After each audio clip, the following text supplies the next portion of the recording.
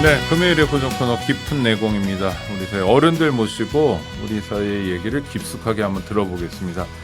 김민웅 교수님 모셨습니다. 어서 오십시오. 네, 반갑습니다. 네, 잘 지내셨죠? 네, 아까 좋은 방송 들었어요. 기후 얘기, 정치에서 가장 가장 중요한 현재 우리 기후 정치가 핵심에 놓여야 되고 이게 이제 우리 산업 전체의 재편이 필요한 것이고 특히 이제 향후에 식량 전쟁까지 예고되고 있는 판인데. 그런 농업의 기반도 재구축을 해야 되는 아주 긴급한 주제인데 그런 것 자체는 완전히 국정에서 빠져 있고 방금 또 이제 고창에 창도 들었습니다마는 서민들 노동자들은 계속 옥죄이고 그리고는 재정 지출에서 복지는 축소될 게 뻔한 그런 상황으로 가는 게 정말 맞는가 이런 문제식들 같이 나누게 될 것 같아서 참 좋습니다. 네. 감사합니다. 저희 방송 격려해 주셔서 그래도 다행인 건 대우해양조선 네, 그렇죠. 하청 노조 파업은 오늘 합의를 하게 됐다 그래서 참 감사한 일이에요. 네, 근데 이제 잠정 합의이기 때문에 좀 더 두고 봐야 될 것 그렇죠. 같고 중요한 것은 이제 지난 12년 동안에 걸쳐서 누적된 그러한 30%의 임금 하락을 원상복귀해달라는 요구만으로도 공권력을 통해서 접근하겠다고 했던 윤석열 정권의 그런 게 완전히 무색해져 버렸죠. 네. 이렇게 또 우리 사회 전체에서 이것은 대화를 통해서 해결된다는 의지를 곳곳에서 표출을 했기 때문에 그런 힘이 이제 이런 것을 만들어냈다고 보고 대우조선으로 끝날 것이 아니라 우리 사회 전체에서 현재 벼랑 끝에 몰려 있는 노동자들, 서민들의 삶을 어떻게 해결할 것인가 하는 그게 가장 중요한 정치의 과제 아니겠습니까? 실제로 그 대우조선해양 같은 게 엄청난 글로벌 기업인데요. 그렇죠. 근데 거기 하청 노동자들이 한 달에 버는 돈들 얘기를 들어보면 정말 노동하는 만큼이라고 얘기할 수 없는 250만 원 정도 수준에서 사시는 분들이 너무 많아서요. 그 이전에 이게 이제 조선이 어려워서 거제 등등 이런 곳에서 어려운 지역사회 경제가 붕괴되는 게 아니라는 우려가 있었기 때문에 그렇죠. 10조 이상의 공적 자금을 투입을 했잖아요. 그건 이제 국민적 지원이 있었던 것이고 그런 차원에서 보면은 국민적 책임이 있는 기업이 된 거죠.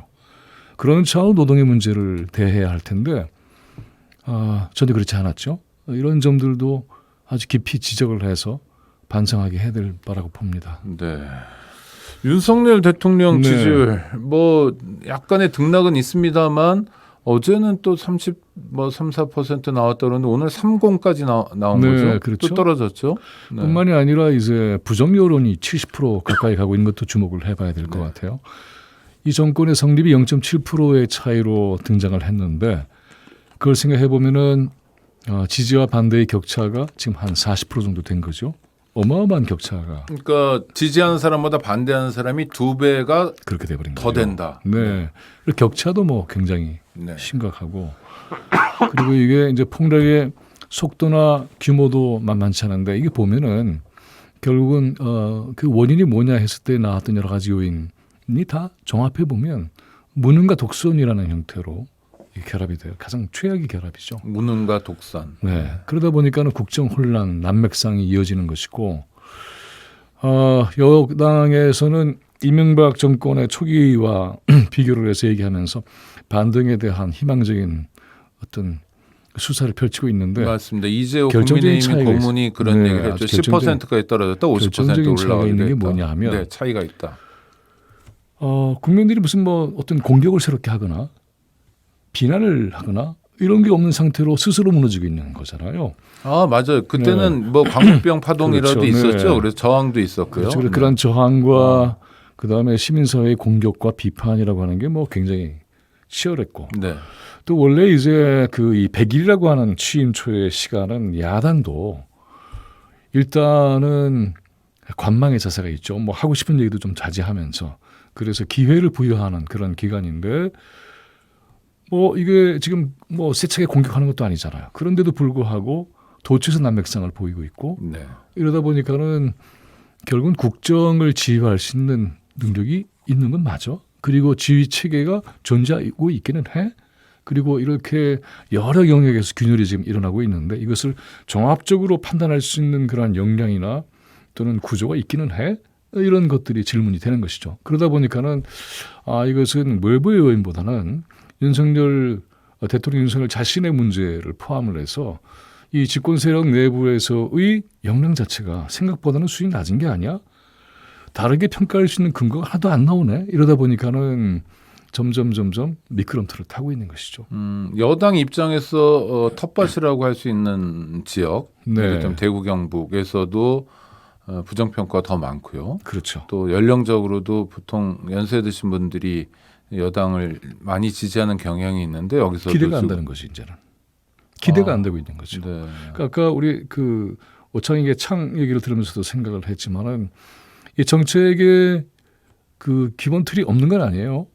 국정의 틀이 없는 건 아닙니다. 네. 그 뭐냐면은 서민들의 삶을 배제한 상태로 소수의 특권을 위한 정부로 가겠다라고 하는 것을 노골화시키는 건데 이것을 이미 이른바 정실 자본주의라는 얘기를 쓰죠. 크로니 캐피탈리즘이라고 해서 끼리끼리 해먹는 자기들끼리 다르게 하면 정경 유착 그리고 이것은 부패의 구조가 심화되는 겁니다. 서로가 주고받는 게 있게 되니까 그 부패가 주고받게 되는 과정에서는 그 돈들이 다 뭐겠습니까? 국민의 돈, 또 노동자들의 돈 이런 것들이니까 이런 걸 해서 소수가 특권 체제를 유지하는 방식으로 이 사회 국정을 끌고 간다? 과연 될까? 예를 들어서 보면은 이번에 대후의 파업, 노동자의 파업도 과거보다 전격적으로 달라진 것이 국민들이 파업에 대한 비판 여론이 거의 없었어요. 도리어 옹호하고 지켜주자는 쪽이었죠. 그렇죠. 뭐 노동자들을 비난하는 목소리는 사실 뭐 인터넷 그렇죠. 공간에서도 별로 없었습니다. 굉장히 중요한 변화죠. 그러다 보니까는 경찰 동원이라고 하는 것이 쉽지 않았고 경찰하고도 척을 지고 있는 거 아니에요? 지금 이 정부가. 그 아마 강제 진압했으면 경찰관들이 우리 진압할 수 없다 이런 성명들 많이 발표했을 겁니다. 보통 위태로운 상황이 아니었죠. 그러니까 이런 문제를 푸는 과정이 힘위주로 문제를 풀겠다는 건데 예를 들자면은 권성동 이제 대표격이죠. 여당의 국민의힘 국정연설을 보면은 종전협정을 어떻게 표현을 했냐면 종이와 잉크로 만들어진 종전협정보다 힘이 중요하다. 이게 정말 잘못된 생각이죠. 종전협정이 무슨 종이와 잉크로 만드는 거 아니죠. 국제정세와 또 그다음에 남북 간의 협의와 그리고 의지와 역사적인 판단과 이런 모든 것들이 뭉쳐져서 만들어지는 굉장히 중요한 역사 돌파구인데 이것을 종이 잉크 정도로 사고하는 여당의 휴전 협정도 종이와 잉크로 만들어졌죠. 그런데 그렇죠. 그날부터 전쟁이 멈춘 거죠. 그렇죠. 네. 그래서 이런 걸 보면은 이 집권 세력이 역사적 판단 능력이 굉장히 떨어지는구나. 그리고 한반도 정세에 대한 국제적 판단도 매우 수준이 안 되는 것이로구나. 그래서 이번에 아까 잠깐 얘기를 하셨지만은 이 북송 문제 같은 경우도 집단 살해범의 북송, 그 성환 문제, 추방 문제 같은 경우도 보면은 사실까지 거의 조작하는 형태로 해서 그래서 내정의 정쟁거리를 이용하는 굉장히 위태로운 그러한 발언 행동을 서슴지 않고 있거든요. 그리고 여기서 또 하나 우리가 주목하게 되는 것은 그걸 국민들이 받아들인다라고 생각을 하는 것이죠. 아니거든요. 그래서 이런 것들이 자기 위기를 스스로 자초하고 자멸하고 있는. 그래서 이번에 지지율의 폭락이라는 과정은 역대 정권에서 볼 때에 방금 얘기 드렸다시피 이것이 공격에 의해서 생긴 문제라기보다도 자멸 수준으로 가고 있는. 그리고 이 직무 수행 능력이 있어라고 하는 것에 대한 중대한 질문이 던져지고 있고 그것을 실증적으로 보여주는 그런 내용도 없기 때문에 그래서 쉽지 않다. 그런데 교수님 그러면 자질의 문제단 말이에요. 이를테면 그리고 자질이 드러나는 게 태도일 거 아닙니까? 자질과 태도의 문제, 무능의 문제, 또 독선의 문제 이런 거는 쉽게 고쳐지지 않는 문제 아닌가요? 쉽게 고쳐지지 않죠. 그런데 이제 이런 경우가 걱정이네요. 그런 자질과 태도의 문제가 있다 하더라도 일단 이게 이제 정치 체제 속에 들어와서 작동하는 거잖아요. 이 대통령의 권한이라는 그렇죠. 이런 말하자면은 그러한 결함과 문제점을 보완을 해주고 이것이 체제 전체로 돌아갈 수 있게끔 하는 그런 작동의 힘이 있어요. 정당과 정부에 있죠. 누가 집권을 하더라도 그게 돼 있는데 그게 작동을 안 하는 거죠. 예를 들자면은 지금 그래서 인사 문제 같은 경우도 보면은 아는 사람들 앉혀서 하는 건데 되게 위태로운 거죠. 그러면 해야 할 말 못 하는 거거든요. 그리고 국정 지표에 대해서 전문적인 역량을 가지고 방향 설정을 한다거나 또는 이것을 통해서 국민 여론이 지지율을 통해서 반대표 옐로우 카드를 내밀었으면 거기에 대해서 심사숙고를 해서 정책에 대해서 지시형이 아니고 설명과 설득이 매우 중요하죠. 최근에 장관 업무 보고를 보면 지시형으로 끝나거든요. 이렇게 저렇게 그렇게 하는 것은 왜 이게 필요한지 그리고 국민적으로는 어떤 설명이 필요한지라고 하는 형태로 이 국정을 끌어나가야 되는데 전혀 그렇지 않죠. 대통령이 장관을 보는 게 옛날에 하던 방식으로 그저 아랫사람으로만 보는 그런 그렇죠. 태도나 그러니까 경향이 있는 거군요. 검찰에서 했던 그 상하 위계가 쫙 있는 위계로 이 문제를 풀 수 있다고 생각하는데 이게 힘의 관계로 문제를 푸는 거거든요. 네네. 그렇잖아요. 그러니까 노동자들의 생존 요구를 힘으로 제압하려고 한다든가 또 당장에 보면은 대우도 보면 손배 이거 해결하라 우리가 손해본 거. 아니 그럼 노동자들은 그동안에 10년 동안 어떤 손해를 봤는데요.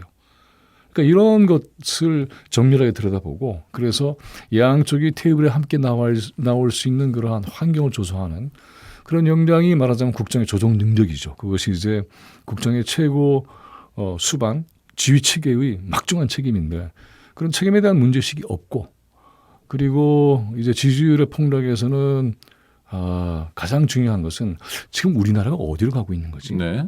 이런 게 안 나오는 거죠. 그래서 도처에서 이렇게 균열이 있기 때문에 결정적인 하자는 없잖아라고 하는데 결정적인 하자가 생기면 큰일 나는 것이죠. 결정적 고통을 주는 것이니까. 근데 이게 이제 모든 영역에서 문제가 생기니까 모든 영역에 있는 사람들이 피해를 입게 되고 이해관계에 걸리게 되고 이게 이제 시간이 지나면 해결이 안 될 경우에는 누적돼서 이른바 복합 위기로 발화하는 것이죠. 아이고, 누가 감당합니까? 그 피해는 국민들에게 가게 될 바로 텐데요. 그것이죠. 그래서 여기에 대해서 국민들이 민감하게 느끼고 있고 또 하나 주목할 것은 최근에 보면은 보수 언론들이 대통령 윤석열에 대한 옹호를 하지 않습니다. 지금. 그렇죠? 지금 굉장히 비판적인 칼럼 사설들이 많이 나오더라고요. 그러니까 그만큼 흔히 조중동 이런 데서요. 네. 일종의 체제 위기에 대한 불안감을 느끼고 있는 것이죠.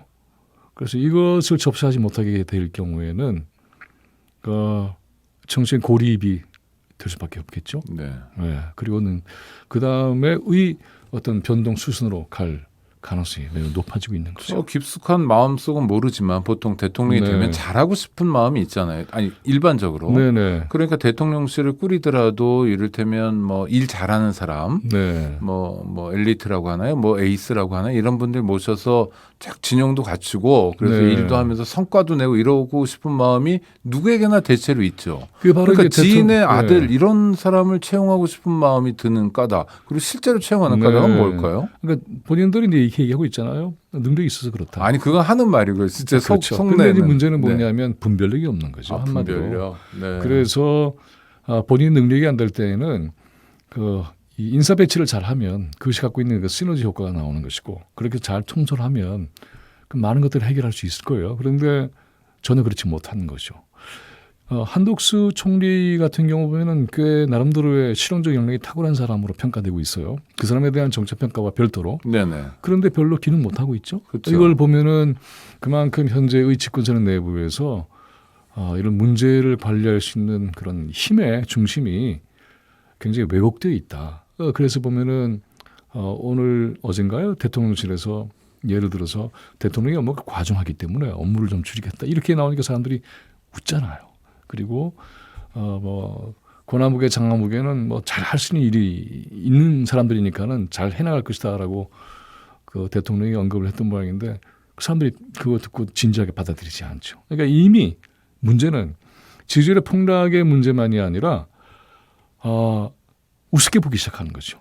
그리고 이제 멸시 대상으로 지금 전락하고 있는 상황으로 대통령이나 존재가 되고 있어요. 이렇게 되면은 네. 국정 동력 자체가 파탄이 나는 것이죠. 근데 이런 상황에서 이제 남북 관계, 뭐 미국 같은 경우에 보면은 이제 일본의 군사력을 지원을 해서 그래서 한미 일 군사동맹화의 체제를 갖춘다고 계속 선언하고 기정사실화하려고 하고 있고 거기에 이제 이 나라를 끌고 들어가는 그런 판인데 거기에 대한 전혀 제동 장치를 걸고 있지 않고 그러니까 한일 외상회담도 열렸잖아요. 그렇죠. 네. 거기서 뭐 진척이 없었죠. 그리고 아베 조문 가서 아시아의 평화 번영을 위해서 애썼다라고 그렇게 적어놨는데 말이 안 되잖아요. 그러니까 그건 좀 이런 평가해야 될 만한 대목인 것 같습니다. 굉장히 위험한 거죠. 네. 그래서 일본 안에서도 아베 죽음에 대해서는 내도를 하지만 그러나 정책 평가는 신랄하게 하고 있는 쪽도 굉장히 있거든요. 이게 그래서 그러한 게 있기 때문에 기시다가 함부로 평화헌법 제9조를 개정하는 것을 쉽게 못 넣는 것이죠. 의석수는 그래도 있지만 네. 그러나 일본의 역사적 그러한 흐름, 상황 이런 것들이 쉽지 않죠. 이게 보면 제 구조는 영구히 전쟁 국가를 포기하는 것이거든요. 영구히. 네. 예, 불가역적으로.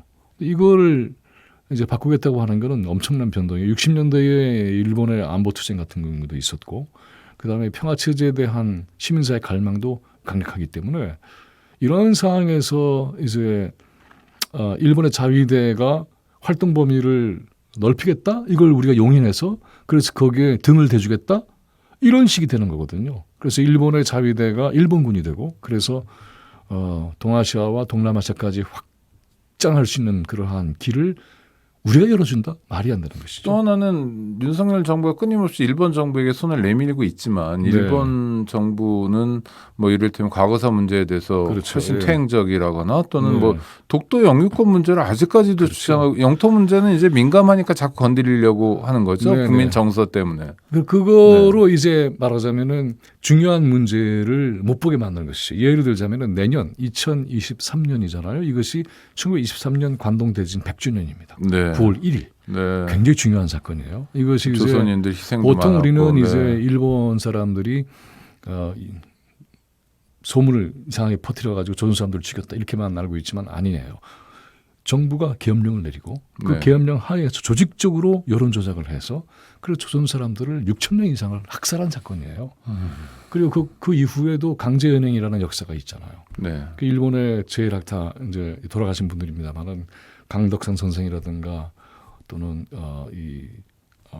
네, 역사학자들이 계셨죠. 아주 네. 중요한 분들이 많은데 이런 분들이 강제 연행 문제부터 해서 관동 대지진 그리고 일본의 조선 통치에 대한 것까지 박경재 선생 이런 분들이 굉장히 중요한 이 성취를 이뤘거든요. 이런 특히 이 강제 연행과 관동 대지진 같은 경우는 국민적 필수 이 책으로 돼야 돼요. 그 정도로 중요한 책입니다. 네. 근데 그런 의식을 가지고 있는 그러한 일본에서 자위대의 일본군 확대를 우리가 용인한다. 그런 그 총뿌리를 우리 민족에게 겨누게 되는 그런 역사적 사태를 반복하는 거예요. 무서운 일입니다. 알겠습니다. 굉장히 엄중한 상황이고 특히 내년 9월 간또죠. 그러니까 관동 대지진 100주년이 되는 해에서 한일 관계는 다시 한번 생각해봐야 되고 공동체가 함께 화해, 협력, 평화로 가지 않는 한 한일 관계는 무의미하다. 그러니까 국제 정세에서 평화도 이루어야 되는 것이고 남북 관계는 통일을 지향해야 되는 것이고 통일 자체가 평화죠. 통일을 하자는 순간에 전쟁 수단을 배제하는 것이니까 그 자체가 이미 평화인 것이고 그다음에 아까 매우 중요한 기후 정치도 보면은 한반도의 남북 전체가 미래형 생태계를 복원하는 작업을 함께 한다면은 기후 정치에 있어서 위기도 함께 극복할 수 있는 굉장히 그런 한일 관계를 만들어보자. 네, 알겠습니다. 지금까지 깊은 내공이었고요. 김민웅 교수와 함께했습니다. 교수님 감사합니다. 고맙습니다.